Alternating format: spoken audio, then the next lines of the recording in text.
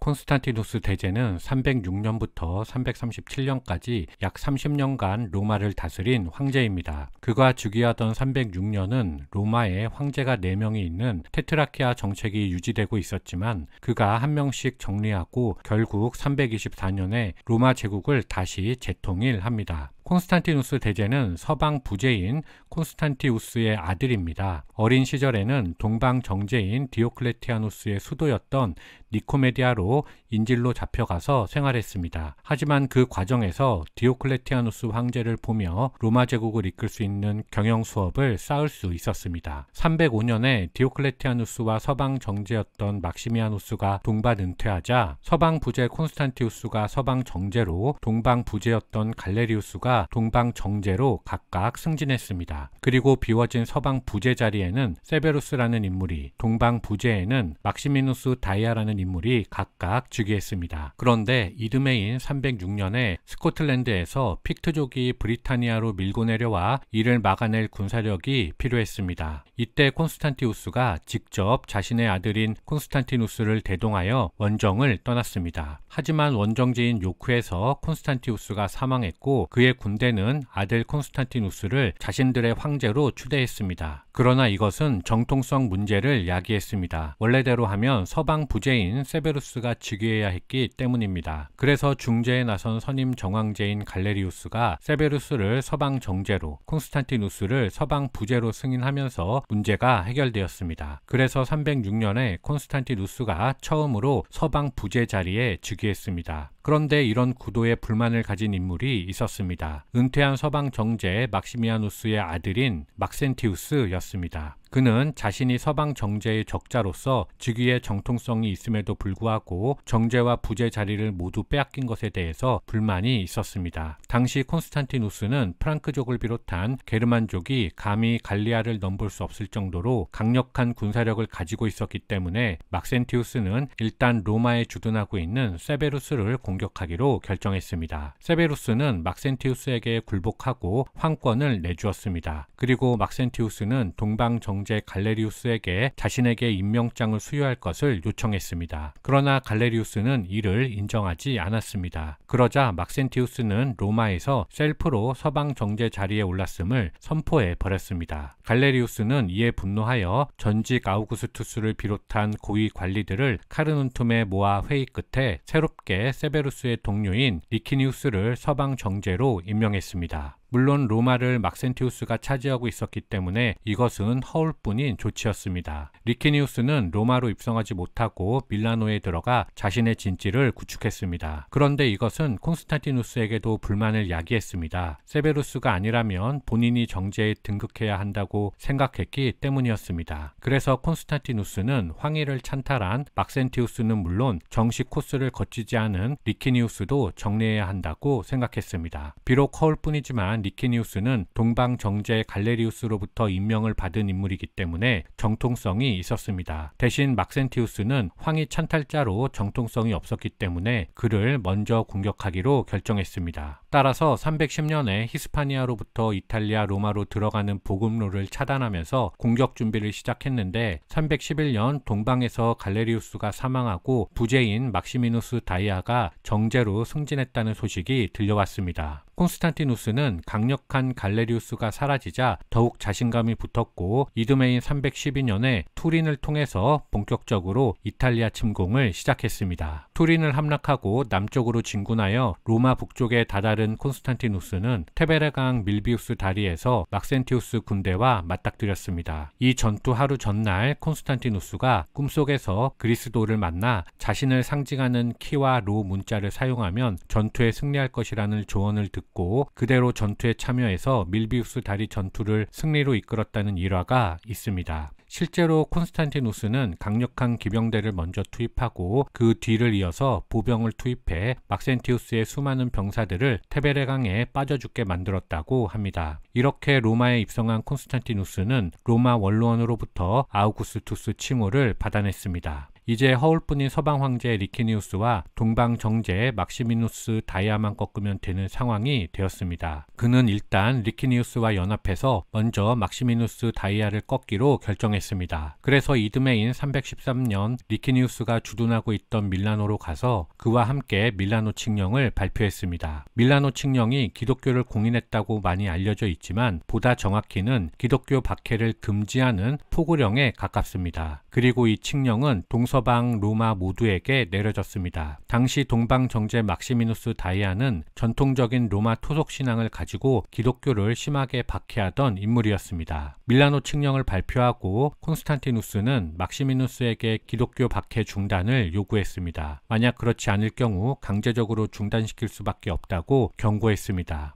즉 밀라노 칙령은 동방 정제 막시미누스 다이아에 대한 전쟁 명분을 제공하는 도구였던 것이지요. 콘스탄티누스 군대에 많은 사람들이 기독교인인 상황에서 기독교를 박해하는 동방 정제에 대한 전쟁 선포는 그 정당성을 획득할 수 있었던 것이었습니다. 이것이 밀라노 칙령이 발표된 숨겨진 이유이지만 정통 역사에서는 이 내용까지는 잘 서술하지 않습니다. 기독교가 밀라노 칙령으로 종교의 자유를 얻었다 정도만 이야기할 뿐이죠. 어쨌든 이렇게 해서 막시미누스 다이아를 공격할 수 있는 찬스를 잡았지만 서쪽에서 프랑크족이 쳐들어오면서 갈리아에 문제가 발생했습니다. 콘스탄티누스가 반란을 제압하기 위해서 갈리아로 떠났고 리키니우스가 혼자 있는 틈을 타 막시미누스가 그를 선제 공격하기 위해서 비잔티움을 지나 진격하기 시작했습니다. 안 그래도 모든 전쟁의 공을 콘스탄티누스가 독차지하고 있는 것에 불만이었던 리키니우스는 이번 기회에 자기도 공을 세우기 위해서 직접 군대를 이끌고 동쪽으로 진격하기 시작했습니다. 막시미누스 다이아의 군대와 리키니우스의 군대는 아드리아노플에서 만났고 전투는 의외로 리키니우스의 승리로 돌아갔습니다. 리키니우스는 졸지에 전리품으로 동방 정제직을 획득한 것이었지요. 이제 콘스탄티누스의 상대는 리키니우스만 남게 되었습니다. 당시 콘스탄티누스는 게르만족과 대결 중이었기 때문에 일단 판노니아 지역을 완충지로 두고 동쪽은 리키니우스가 서쪽은 본인이 다스리기를 희망했습니다. 그래서 협정 체결을 요청했지만 동쪽을 모두 차지한 리키니우스가 욕심이 생겨 이 요청을 거절했습니다. 그렇게 해서 314년에 일리리아 지역에서 먼저 전투가 벌어졌는데 리키니우스가 패배하였고 후퇴하다가 316년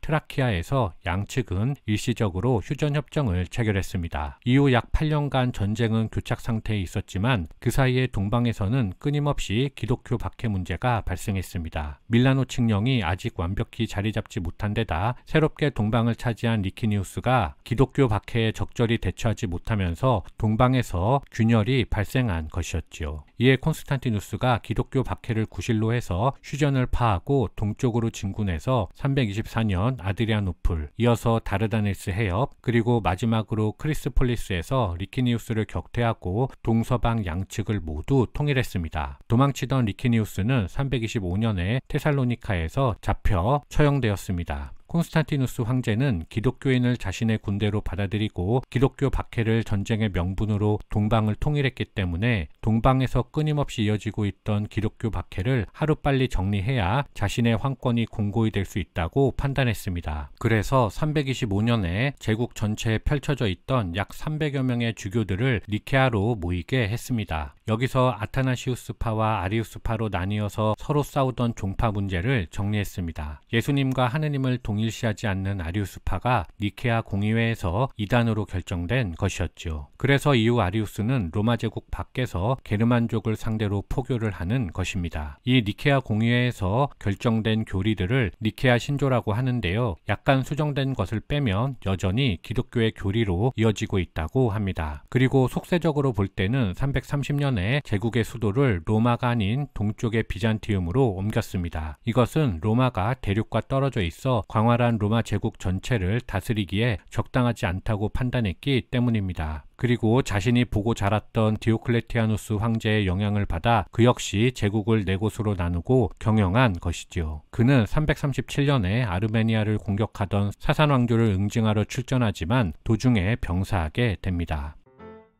콘스탄티누스 대제는 이전 반세기 동안 20여 명 이상의 황제가 바뀌면서 망해가던 로마를 궤도 위에 올리고 서로마가 향후 150년간 더 지속할 수 있도록 만든 황제입니다. 아울러 박해받던 소수 종교인 기독교를 받아들여 로마 제국의 종교가 되게 하였고, 그 결과 현재까지 세계 종교로 영향력을 행사할 수 있게 만든 황제이기도 하지요. 마지막으로 제국의 수도도 훌륭하게 선택함으로써 비잔티움 제국의 기틀을 놓고 향후 1000년간이나 존속할 수 있게 만든 황제라고 평가할 수 있겠습니다. 이상 마치겠습니다. 감사합니다.